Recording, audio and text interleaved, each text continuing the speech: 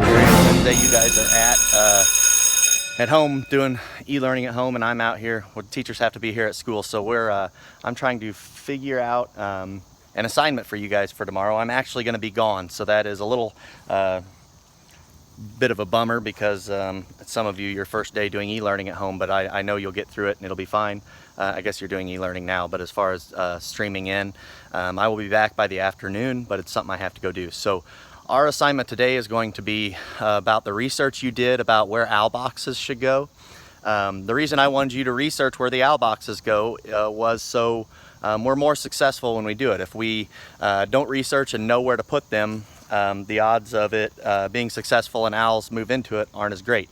I don't know a lot of facts about where to put them also, so I learned a lot by reading your guys' answers. Now, I'm standing here by the school and I see a spot right now. I'm just going to do an example. I'm going to take like pictures of 4 different spots. So there's a tree right here that looks like a pretty good spot. This one is just an example.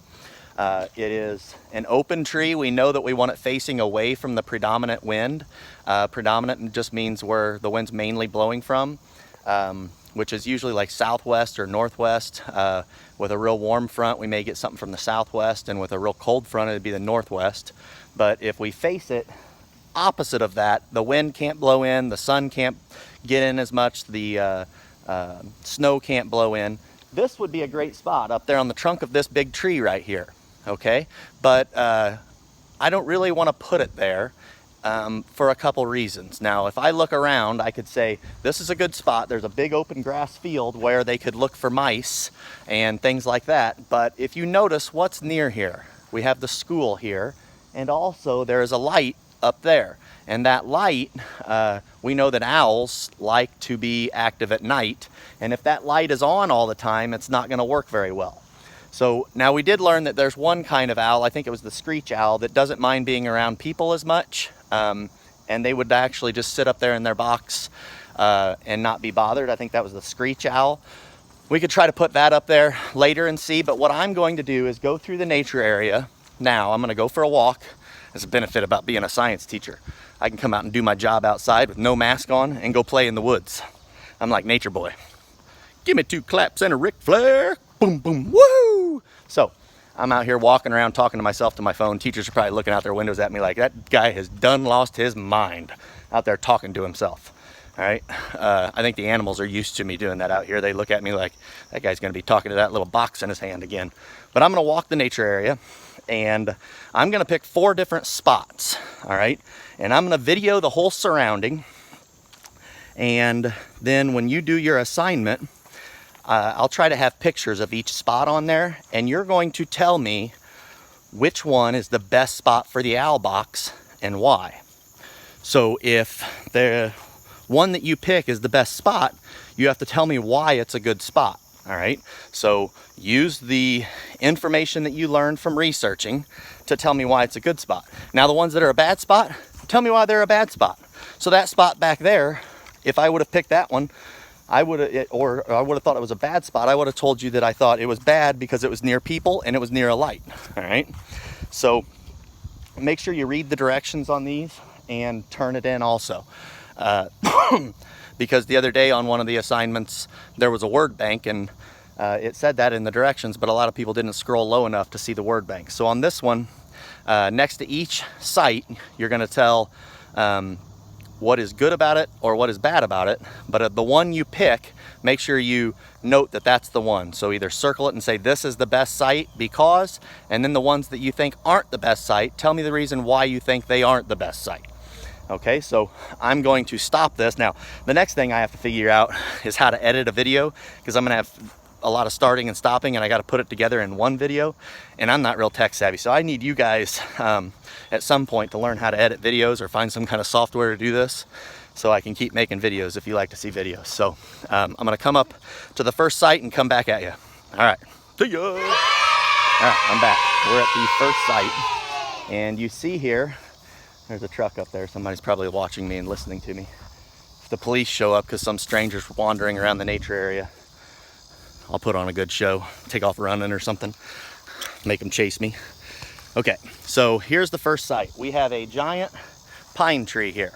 Now, I'll show you up here where I think I would put this. So in this pine tree, if you look, there's an opening up there with some branches broken off, all right? And I'd put it up there about the 1, 2, 3, 4th big branch up where it's broken off, somewhere up there where it's nice and open. That spot would be facing the southeast. So it'd be facing that way, all right? Now, most winds come from behind it there or over here where it would not blow into the hole. We have an open grass field here, all right? We have the woods on the edge there. We have a brush pile, and the pond is right over there. So this is location 1, all right? And I will come back and get to location 2 for you. All right, I'm at location 2. Now, this spot, it worked. The spot this time is on the back of this barn, all right? And it would be facing to the north, all right?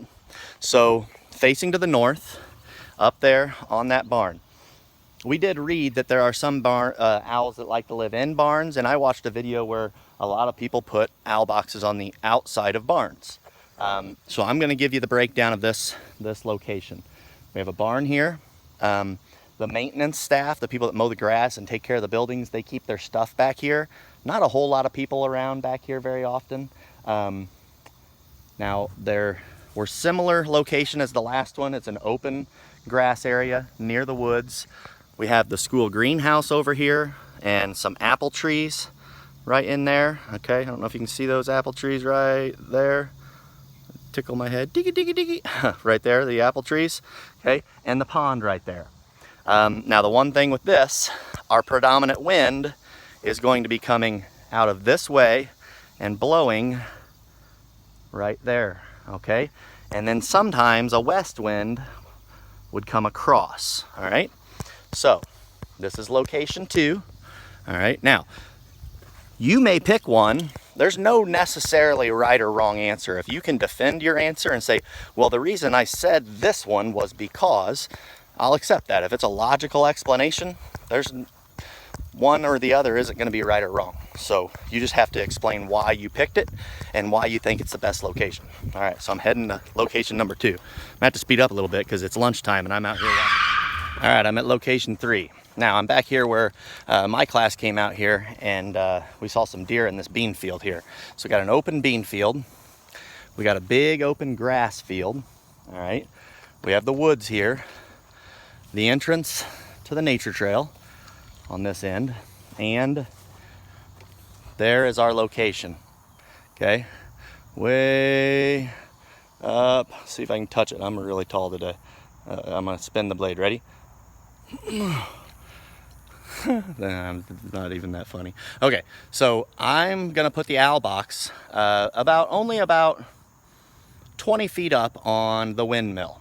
All right, now we have a lot of good things about this site. There's going to be a lot of critters because there's food here. There's a bean field. All right, but third location is up on the windmill. Okay, and I'm gonna go find my last location because I'm hungry and I'm on my lunch hour instead of coming out here during class time. That's what I should be doing. And the nature trail is really muddy, and I got my good kicks on. I got my fancy shoes on. All right, and Mr. D's dancing shoes right there. And go out and cut a rug with those, like, dancing. And then there's a guy back there working on the baseball field. He probably just saw me doing that. So, all right, I'm going to walk through the nature trail here, try not to get muddy. Actually, I just see some fresh deer tracks. You see those? I probably kicked that deer up and scared it. Okay, so I'm gonna go find one more spot. I'll come back to you, and then this will be done. You'll answer the questions and go from there. See ya. All right, here's the 4th and final location. I am on the nature trail on the far side, kind of up on a bluff, so up on the higher ground. There's a creek down at the bottom of the ridge here. And then there's a ridge here that drops off, and there's a railroad track right here. You can actually see it down there. There's a railroad track, and then about not far right behind that railroad track is the highway.